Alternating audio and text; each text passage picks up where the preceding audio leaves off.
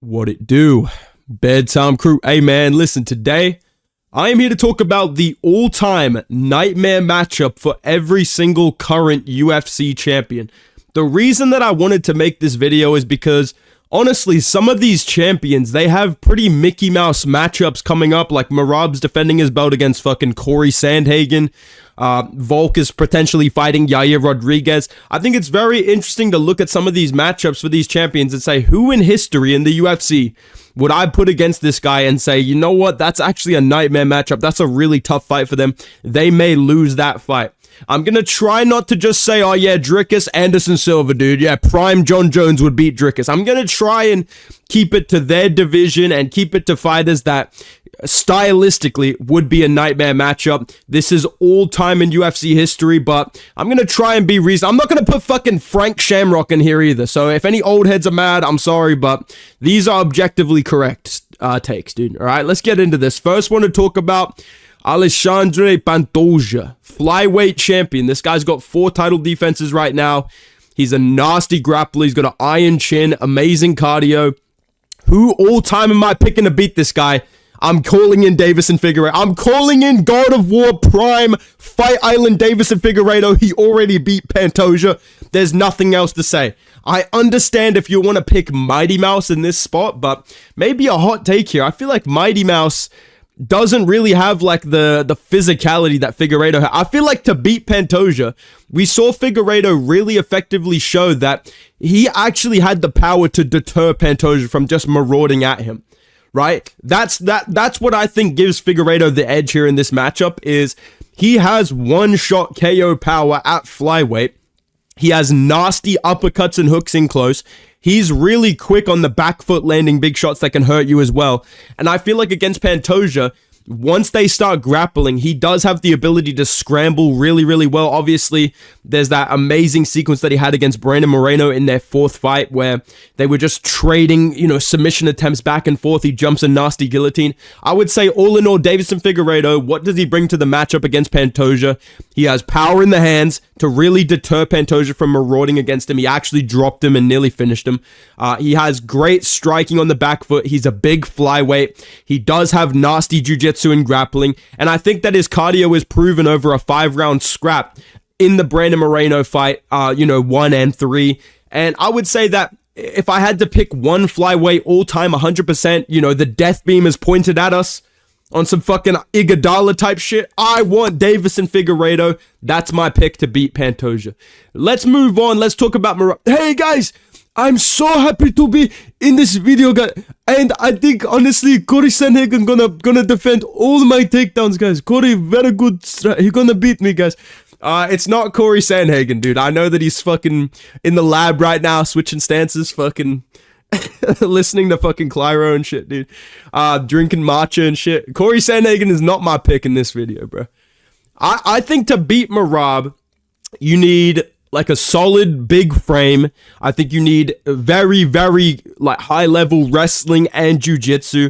I don't think you have to be a super elite striker. I think you do have to be able to kind of out grapple Merab and last 5 rounds at this pace and really have not get out muscled and not get physically destroyed by Merab over 5 rounds. So I'm gonna pick Aljamain Sterling, dude. I'm gonna bring in the fucking best friend to stop Merab, dude. This is the only man I think that can beat Merab right now. Maybe Umar if he locks in, if he hits a fucking treadmill. I think Aljamain Sterling is the all-time nightmare matchup. I don't think it's Cruz. I think Dominic Cruz would get fucking bullied by Merab. I think TJ Dillashaw would be an interesting matchup, but TJ Dillashaw does this thing where he'll jump random submissions. He really is a very scrambly and kind of flow-based fighter, and I think that I've said this before about guys like Kamaru Usman and Dricus du Plessis, and I think Merab fits this very, very well. Some people are so bad at striking that it makes them effective. If any of you have ever sparred with someone when they're just starting out, it's like playing basketball against someone that doesn't know how to play basketball. None of your fakes work on them because they have no idea what they're looking at. You can't feint against them. They don't know how to block things. They're just going to punch you while you're trying to do something that would work on 99% of other people that are trained. And I think Merab, he's not like a beginner level striker, but I think Merab against TJ would just walk forward at him. And I don't think TJ Dillashaw has the one-shot KO power or really the physicality. I mean, this guy did make flyweight. I know he went through the fucking, the edit to get there, but I don't think Aljamain Sterling could ever make 125 in his life. He barely made 135. So I would say that Aljamain Sterling physically is the biggest bantamweight I could match up against Merab, with the best straight up BJJ and grappling. This guy gets on your back. He's going to submit you. He's going to control you. We saw it against high level grapplers like Jan. Even Merab couldn't control Jan. Aljamain Sterling was able to control Jan when he got on his back. And I'm just going to go off. Merab swears this guy whoops his ass daily in training. I don't know if any of you guys are listening to this. Merab, every single interview, and Aljo he destroyed me today. So I'm going to take Merab's word at it. I'm going to say all time, who am I picking from the bantamweight division that would beat Merab? I'd say it's Aljo. I would say it's Aljo. I think that makes sense to me. I could see that happening because Aljamain Sterling, big reach and size advantage, very solid jiu-jitsu and wrestling. Like I said, not only is he going to be able to throw up submissions on the back foot, like a guillotine or something like that. We've seen him tap out Merab in training. I know there's training, but still. But I also feel like he would be able to offensively grapple against Merab. Like to be able to take down Movsar Evloev and control him. I think against Merab, he would be able to take him down, hold him from the back, stall out time, win by decision, work off his back. Maybe he submits him with a rear naked choke, but I would say Aljamain Sterling's the guy I would pick in all of bantamweight history to beat Merab. That's the all-time nightmare matchup. Let's move on. Listen, I'm the type of guy, I don't have any weaknesses, it is what it is. I'm talking Volk right now, and I'll just say all time, dude. Volkanovski is one of the best fighters of all time. I've got him top 5 in my greatest, fighters of all time. I'm pretty sure Lucas has him at fucking -1. Like he's literally the greatest fighter to ever exist. I love Volk, okay? And Volk's a very difficult fighter to beat. We've only seen elite fighters beat him. Islam and Ilia Topuria. Who at featherweight all time is his matchup? I wanted to put Conor here, bro. I don't give a fuck. I wanted to put Conor here, bro. I mean, Conor's got the fucking weight regime. This guy's training his ass off, dude. He's fucking, he's fucking going crazy out there, dude. Conor's gonna show up to the White House. What's up, my man? Donald, what's up, brother? Yeah, what's up, my man? I'm ready to fucking go here. Let's fucking go. Mate, have you seen me leaks, bro? I told you I'm half black. Regardless, let me get back on topic. Who am I picking all time to beat Volk? I'm picking Ilia, dude. I'm picking Ilia. He counts. He was a featherweight champion. I'm sorry. Ilia Topuria against Volk in any single state is a nightmare matchup for Volk. I know that I'm one of the biggest haters of Ilia Topuria. I was, right? I was saying, bro, Volk, he's coming off a knockout. He's coming back down to featherweight. That was a real thing. That really is important. But I'm just going to say it like it is. Ilia Topuria is like a fucking 99 overall, dude. Ilia Topuria is a fucking 2K created character, dude. This is the guy you make in SmackDown versus Raw when you're 8 years old. He's good at everything. He has no weaknesses. He has power. He has good cardio. He can grapple. He's passing fucking Oliveira's guard, putting him in a crucifix immediately. And I think that the biggest thing that Ilia Topuria has against Volkanovski is he really has an ability to exploit the defensive liabilities of Alexander Volkanovski. Volkanovski's biggest weakness has always been his defense. He has solid head movement, but he does the exact same thing every time you pressure him. He pulls back with his chin up. He's done it his entire career. It wasn't just against Ilia. It's been exploited by Max, by Islam, by fucking Brian Ortega. People are able to use that against him. And I would say that Ilia Topuria, in any state against Volk, is going to be able to push him back with feints. His calf kicks did a really good job of neutralizing the stance switching of Volk, which is another big factor that he has that got shut down by what Ilia is so good at, which is those calf kicks. Like, I would say that's probably the most underrated part of what Ilia does, is the calf kicks that really slow down the movement. We saw it against Volk and Max, and I think he would slow down Volk with the calf kicks. His feints would push Volkanovski back towards the fence. He has great footwork. He steps into his shots really well. And I think he would be able to capitalize on that pulling back, stepping back towards the fence. The chin of Volkanovski's always been a little bit sus. Like, let's be real, dude. He got dropped by Max like 5 times. This guy, like, the chin is always going to be a question mark. So I know that some people would maybe say, oh, Prime McGregor. I don't believe that. I think Prime Ilia Topuria is the guy that's going to beat Volk like 8 out of 10 times. I think Volk definitely could. If anybody can beat Ilia, like, based in like who actually existed in human history, I think Volkanovski would have been the only guy with a good chance if he wasn't coming off that knockout. Like if we live in a timeline where Islam fights Gamrot instead of Volk at UFC 294, and Volkanovski's just chilling after beating Yair Rodriguez, and he takes his time. He's like, listen, we'll fight for the belt when I'm ready, like, and it makes him come back down in like July. Maybe that's a different fight. Maybe it's a closer fight, but I still would have picked Ilya. And I think all-time Ilya is the nightmare matchup for Volk at featherweight. Now, Ilya at lightweight. Who beats this fucking guy? Who actually is supposed to beat this fucking guy, dude? I don't know. Like, when I look at the current division, I'm like, maybe Paddy Pimblett via like plot armor, The more I think about Arman, the less I'm like, I don't actually think Arman beats him. You know what I mean? I want these outcomes, because especially Paddy. I think Paddy beating him would be absolutely fucking hilarious. But if I have to be objective, who do I think in all of human history in the lightweight division can beat Ilia Topuria? Who would I say, that's probably the guy that has the best chance? I'm bringing in fucking Khabib, dude. I'm bringing in 5-star, 99 overall, UFC 229 Khabib. I'm bringing him in. He's the only guy I can think of that you can really point to in UFC history. 0 knockdowns against him, 0 real moments being rocked. And you just would have to be able to, like, if you're making an argument about this, and by the way, I have a friend that's like an Ilya super glazer, and I just kept rage baiting him, being like, yeah, but Khabib's undefeated, bro. And I was saying, yeah, Khabib would smash Ilya, bro. Like, I was just joking, right? But actually, as I started to make these joking points, and by the way, when I was making these joke points, I was sneaking in like, oh yeah, Prime Edson Barboza as well beats Ilya. Bro was crashing the fuck out. I was literally like the little monkey smiling in the rage bait video. Rage bait meme, excuse me. But dead ass, like if I had to pick one person to beat Ilya all time, I'm picking Khabib. Pure plot armor versus plot armor matchup. Who's the real main character of UFC history? Is it Khabib or is it Ilya? I don't know. Right? Like, obviously, Ilia Topuria has great grappling. And I will say this, if I had to pick someone all-time to beat Khabib, it would be Ilya.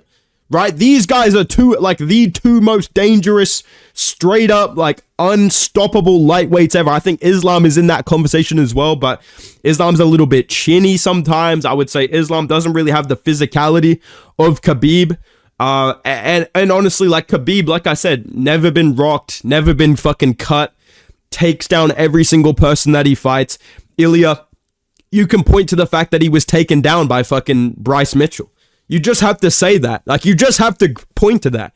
And I would say that if anybody's going to do it, it would be Khabib. I mean, he's extremely durable. He has a good chin. When he has been hit by big punches, he has a good chin. And I think that he would be probably the only person I can think of that would be able to extend Ilia Topuria to maybe like a round 3, like a late round 2, where his power might actually wear down, because it would be a grappling heavy fight, as opposed to, 3 rounds of striking. Ilya's always going to have power, but 3 rounds of defending actual takedowns from Khabib. And again, the thing with Khabib is, like, I think a lot of people have a hard time picturing Ilia Topuria losing. I can't picture Khabib not being able to hold this guy down. I've never seen anybody, like, even remotely get back up from Khabib, except for back in the day when he was fighting fucking, what's the guy's name? I used to beat this bull dude up in fucking UFC career mode. Oh my god, it's gonna annoy me with, not Gleison Tebow, the other guy, the light-skinned dude. I don't know what his fucking name is, dude, but Khabib was like, took that guy down 3 fucking, like, times a minute, bro. But yeah, if I had to pick anybody all time to beat Ilya, I would pick Khabib, alright? Let's move on. Mate, fucking JDM. Who's fucking beating him, mate? I don't know, bro. I might have to bring in fucking Steve Owen. I might have to bring in fucking Thanos. Like, maybe Thanos might be able to beat JDM. Maybe he stuffs a couple of fucking, takedowns and land some good shot. This dude, who am I actually beating to beat JDM? I feel like, obviously, you could be like, dude, GSP destroys JDM. I don't think he does. I think GSP always wore damage very, very badly. And he had a good jab. He had good boxing. Good defense, good footwork, great wrestling, great jiu-jitsu. GSP is, in my opinion, like straight up one of the two most well-rounded fighters in UFC history. GSP is so fucking good. And I have no doubt he would have an extremely competitive fight with JDM.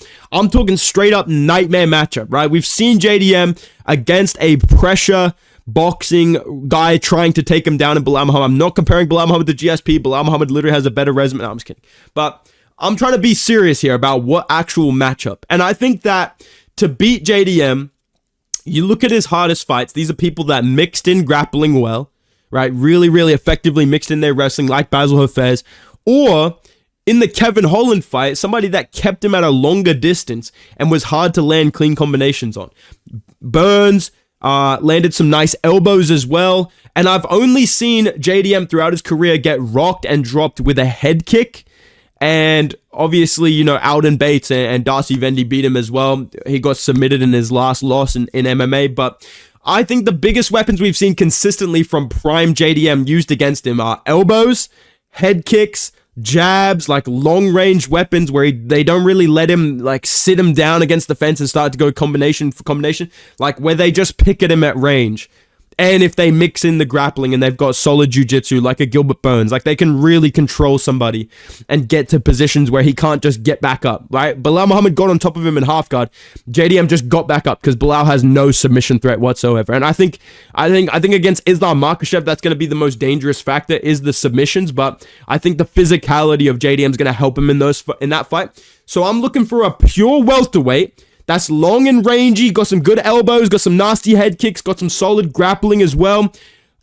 I'm going to pick fucking prime Carlos Condit, dude.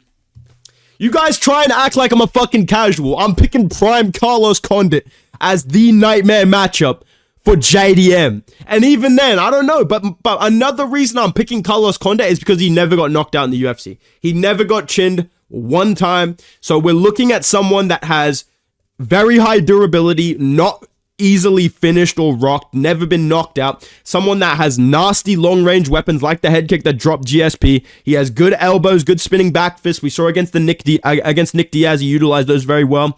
And I think that Carlos Condit's grappling back in his prime was very, very good also. I'm going to say Carlos Condit is my pick as the biggest JDM expert on fucking YouTube. The biggest JDM glaze. People try and jump on the fucking train. I've been here since day one. The second this guy stepped foot on Contender Series, I was glazing, bro. Look back in the footage, dude. I'm the leading fucking, like, mind in JDM glaze in MMA YouTube. I think Carlos Condit would be the guy I would pick all time. Okay? People talk about fucking Ian Gary because he's long and rangy. Ian Gary's a fucking pea-head with no chin who got dropped by fucking Song Kanan and got put in fucking doggy style by Carlos Prates, who I think is also overrated. And he has no finishing. He gets on people's back and fumbles a rear naked choke every single fight. And people like try and fake. Dude, Ian Gary's low-key nightmare matchup. He's not, bro. Carlos Condit is a better version of Ian Gary. 110% I believe that. That's my pick. Let's move on, man, before I fucking punch a hole in my fucking laptop, dude. People ridiculous out here saying Ian Gary beats JDM. Shut the fuck up, dude. Let's talk about Dricus, man. Dricus is a fucking anomaly, bro. Because I used to think Anderson Silva would absolutely demolish this guy, but I know that's not correct. I know DDP would get pieced up by Anderson Silva and then fluke a fucking submission and like bum rush him and sub him like he did to Izzy in like round 4 or 5. Like Dricus is just a demon, bro. Dricus does not give up. He doesn't care about how technically sound it is. He doesn't overthink fighting, and I think that's one of the most dangerous traits you can have. Because listen, dude, I'm an overthinker, bro. I am a fucking overthinker, 110% when I fight, when I train, any of that stuff. Dricus has this caveman ability to just, what do I need to do? I need to block this punch. Okay, then I need to punch this guy in the face. He doesn't care about what you're doing. So I think that to beat Dricus du Plessis, you need to be someone that's cool with getting a little bit scrappy on the feet. That's cool with just standing in the pocket, swinging punches. That's okay to get hit a little bit, but I think you need to have solid offensive grappling and wrestling to beat Dricus du Plessis. You need to be someone that can just hold him down, control him, waste time. I think you have to be able to potentially finish him via ground and pound. I think Dricus is going to be someone that's very hard to knock out on the feet. He is a fucking blockhead. And again, he doesn't care what's going on. So I think you have to be someone that can just continuously, for 5 rounds, take someone down, hold them down, beat them up, wear on them, can get scrappy on the feet, solid boxing, solid straight punches. I'm picking prime Kamaru Usman, dude. I'm picking prime Kamaru Usman, and I know that he lost to Khamzat Chimaev, and I think Khamzat could potentially beat Dricus. I got to still think about that fight. But I think prime Usman, before he got chinned by Leon Edwards, when he was talking about going up to middleweight, I think Kamaru Usman, with his offensive wrestling, with his straight punches down the middle, and his cardio, that's the biggest thing, right? Because Khamzat Chimaev, I think he's going to be able to out-grapple DDP early on. I think he's going to take him down, get on his back. But he does have cardio that, I wouldn't say he gasses out badly. People act like he's fucking Marlon Moraes or something. But he definitely does slow down and need to get a second win in the third round, right? Kamaru Usman doesn't slow down whatsoever. He can wrestle and take you down and out-grapple you for 5 rounds straight. We saw it against Joaquin Buckley.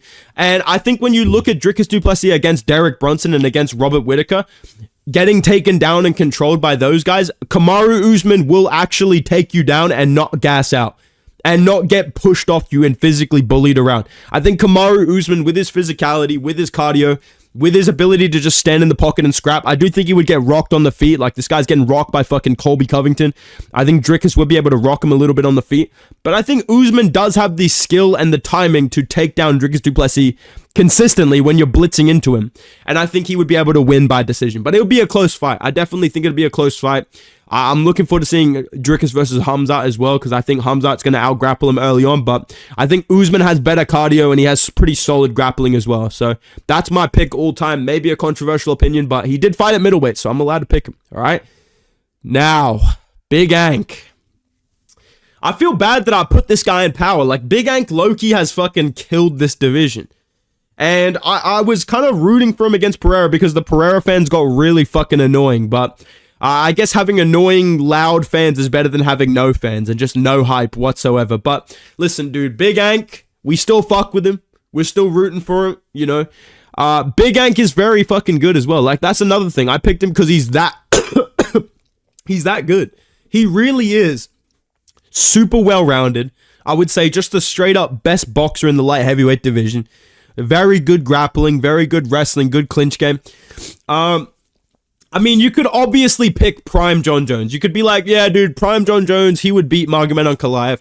But I think Prime John Jones never really fought someone that was big, is super well-rounded. Like, I'm not just saying Magomed Ankalaev is like a good boxer, a good wrestler. I would say he is a very high-level boxer, outboxed Alex Pereira. Clinched him up, controlled him physically. We've seen him out-grapple guys like Jan Blachowicz as well. So I would say that Magomed Ankalaev does fit amongst those light heavyweight defenses that Jones has. And I would say when you look at Jones versus Reyes and Santos, I could see him having a really hard time with someone like Magomed Ankalaev. I could see Magomed Ankalaev just, stuffing takedowns, landing some good combinations against Jones, kind of making him, jog away on the back foot, right? We saw Gustafsson nearly beat this guy. So I would say that Magomed Ankalaev against Jones, I would probably still pick Jones, but it wouldn't be like a walk in the park for Jones. It wouldn't be like a nightmare matchup for Ankalaev. I think fucking Prime DC would beat the shit out of Ankalaev, dude. I'm picking fucking Prime DC as the nightmare matchup, dude.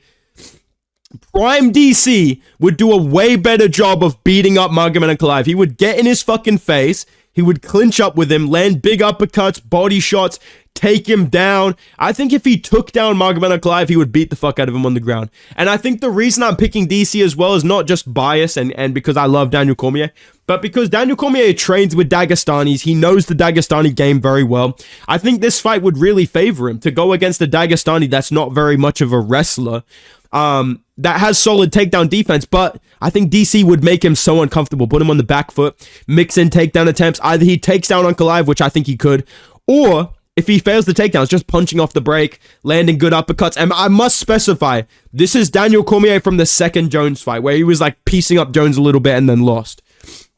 Prime DC, 5-star light heavyweight DC. I think he beats Ankalaev. I think he would low-key finish him with ground and pound.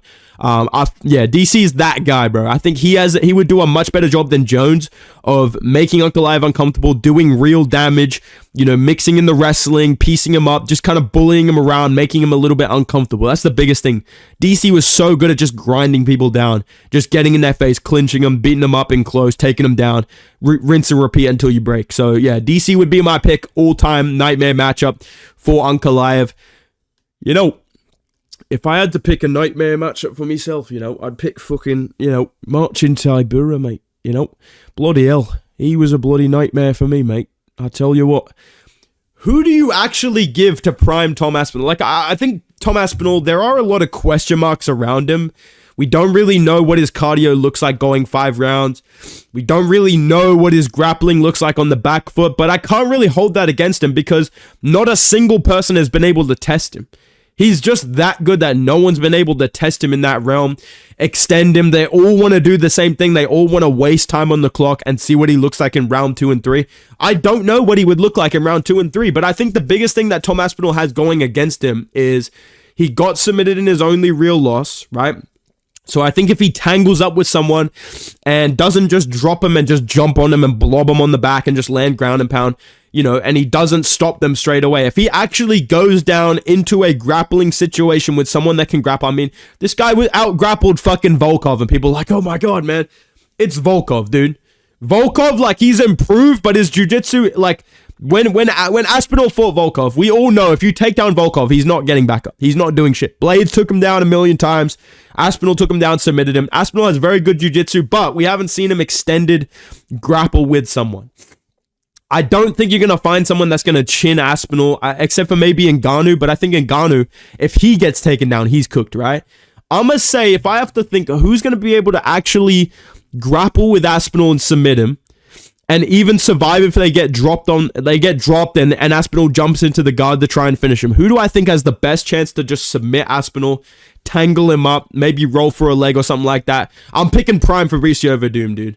I'm picking prime Fabricio Verdum. I'm tired of people calling me a fucking casual, bro. And I must specify, this alter ego of Fabricio Verdum, we're talking Cain Velasquez fight. We're talking Verdum versus future heavyweight GOAT winning by submission. That's what I think. I think Verdum is the type of guy that could potentially getting dropped and then Aspinall jumps into the guard or makes him stand back up. Maybe he chins Verdum. That's very possible. Verdum was a little bit chinny.